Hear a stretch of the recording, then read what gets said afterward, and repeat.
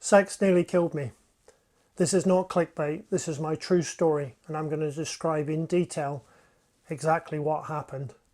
So this is part one. I'm going to explain to you exactly how having sex with my wife very nearly killed me. It very nearly resulted in me bleeding to death. And I'm going to share with you all the details. I am going to describe in quite graphic detail exactly what happened to me, where, why, just in case this happens to you. I'm also sharing this not looking for sympathy, but I'm just trying to show you that if I can sit here in front of this camera and share with you some very personal, intimate details, that you have the courage when you have something embarrassing or intimate wrong with you, that you reach out and talk to somebody. Finally, before we get started, if any of my colleagues or children are watching this, please go and watch Silence the Lambs or something like that, because that will probably freak you out less than this next few minutes will. But okay, let's get started. I was on holiday in Thailand in October 2019. Myself and my wife went to Thailand from Scotland for a 2-week holiday. Halfway through our holiday on the Saturday evening, we'd been out for a massage and my wife had her nails done, went back to our room, used the hot tub, I had a couple of beers, and we started to get amorous. Well, to be quite honest, we went to bed to have sex. We were not in the missionary position. When the passion started to rise, when we got to the short stroke, shall I say, I must have slipped down to my wife. Now, in the passion, I quickly slipped it back in and thought no more of it than that. A few more strokes later, I looked down and my wife, her backside, her legs were absolutely covered in bright red blood. Covered, and so was myself. Now, being the perfect gentleman that I am, I said to my wife, "Oh, you're bleeding." My wife jumps up, and as she jumps up, about a pint of blood pours out from inside of her, and I thought I damaged her and she was hemorrhaging. But of course my wife turned around and said, "It's not me, it's you." And as I looked down, my penis was pumping blood about 7 feet across the room. Pumping bright red blood. Of course, like a balloon, your erection gets harder the more blood goes in. And because it can't get out, you get an erection. But if you stick a pin in a balloon, all of a sudden it goes down. Well, that's what it was like. I was pumping blood across our hotel bed.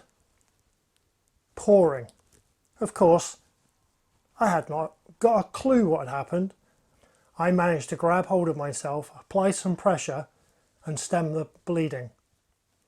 Please note at this point I have felt no pain whatsoever, no discomfort, just blood everywhere, all across the bed. I did manage to stem the bleeding, but unknown to me at that time, all I was doing was forcing the blood that was trying to come out back up into my bladder. So there we are in Thailand, in a hotel. Between the two of us, we can probably speak about 3 words of Thai. So the first thing you do is look for some advice. Now, we had comprehensive travel insurance and it had an emergency number on it, emergency medical number. So I picked the phone up beside the bed. Nothing. Completely blank. Picked up my mobile phone. Tried to phone out. Nothing. Before we'd left for Thailand, I thought I'd done everything necessary so we could make international calls back from Thailand in emergency. Apparently not. There was a setting that I later found out that I hadn't done, so we couldn't even make a phone call.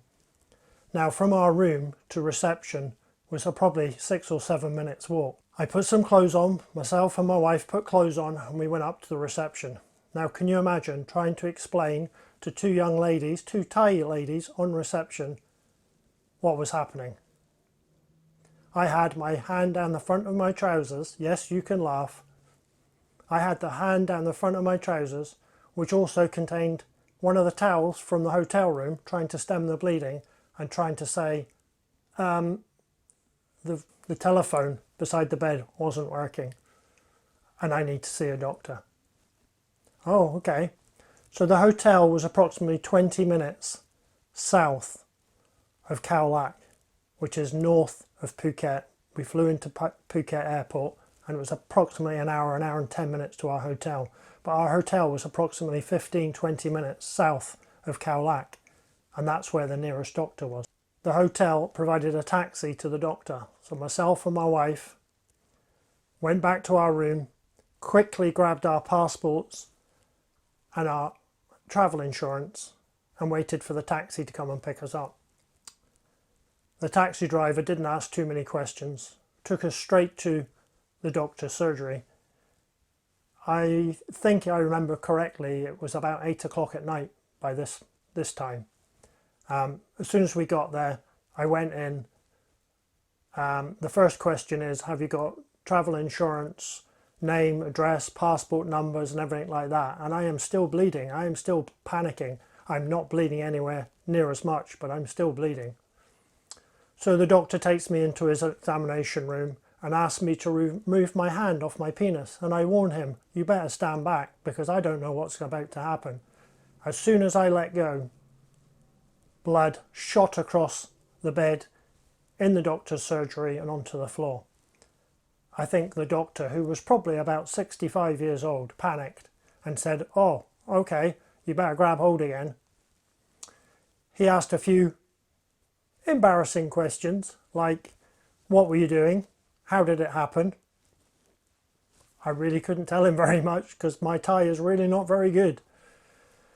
By this time I was feeling quite sick and I was sweating and I really wasn't a very happy bunny. My poor wife was sitting outside the room and didn't have a clue what was happening. The doctor said I need to phone the surgeon or the specialist in Phuket hospital to get some advice.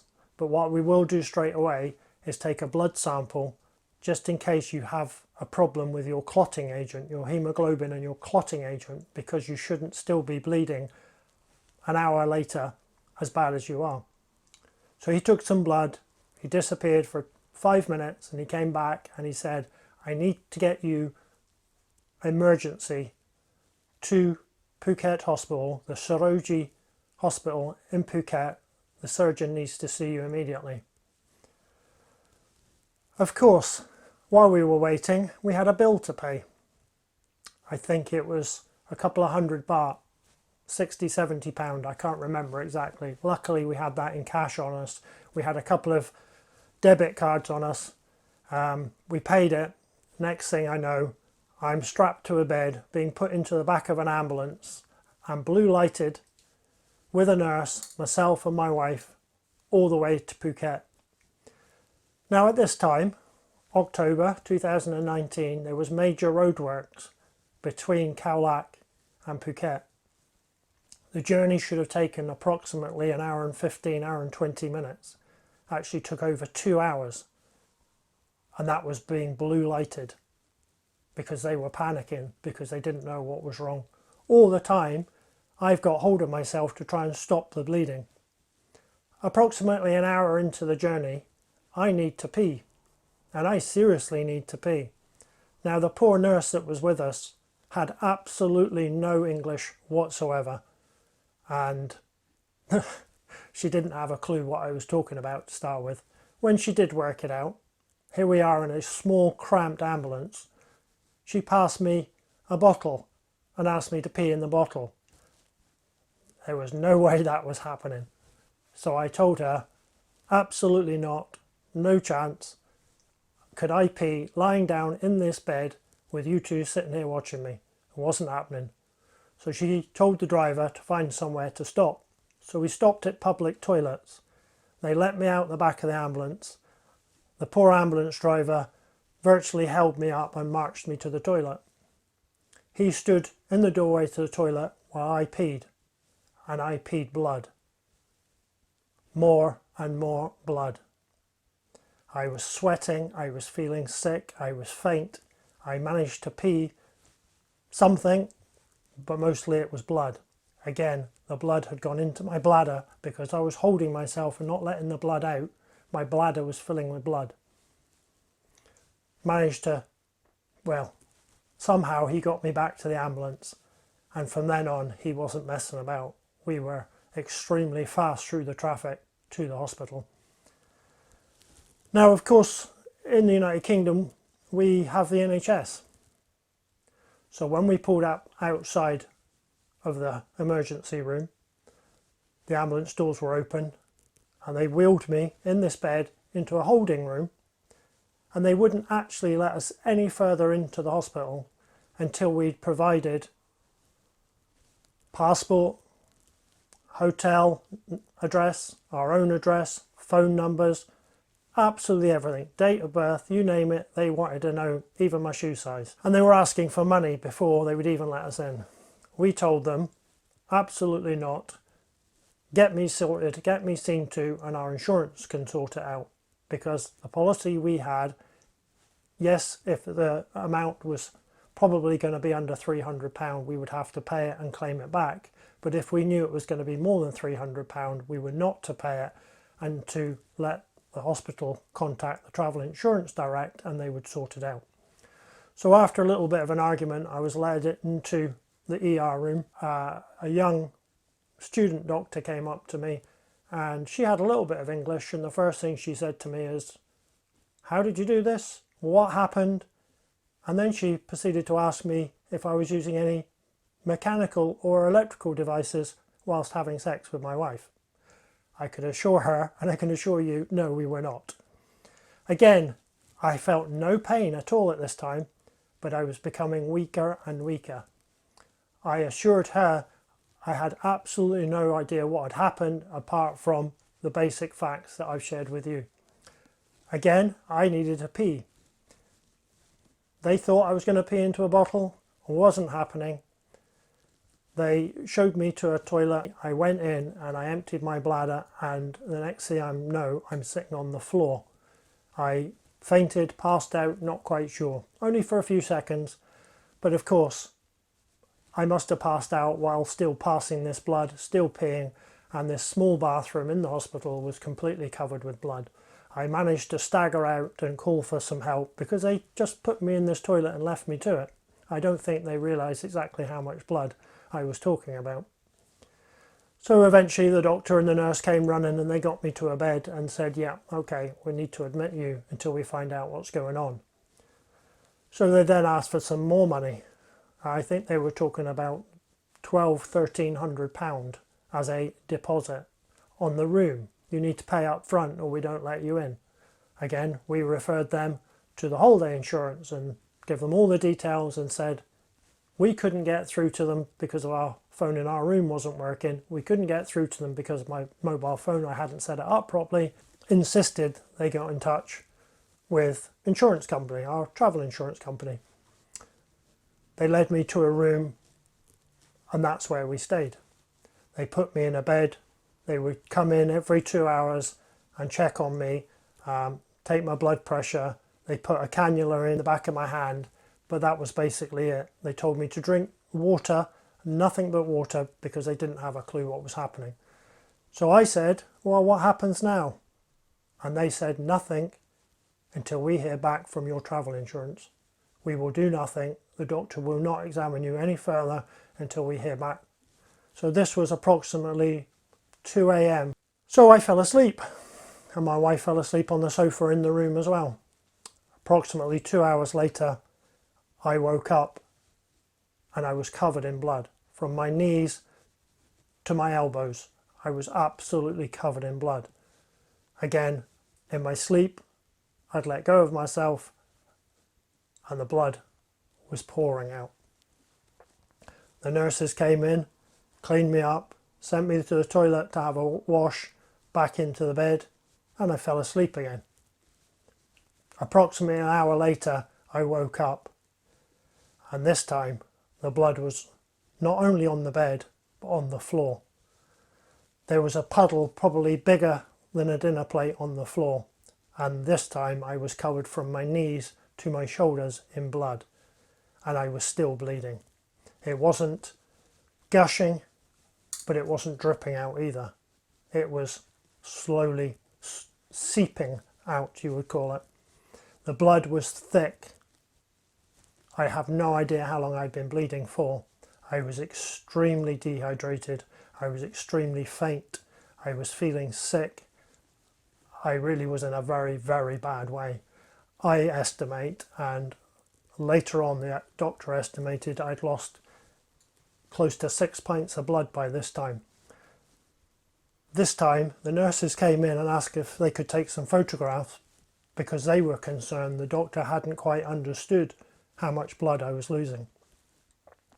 I was in an extremely bad way, and all I had to drink was water. As much as they'd put a cannula in the back of my hand, they'd refused to give me any IV fluids or anything else until they'd heard back from our travel insurance.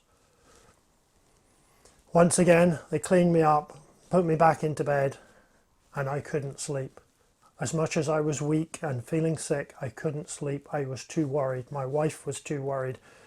We just couldn't understand why they were refusing to treat me and why I was still bleeding. They had given me nothing to help. Not even an explanation or anything at all.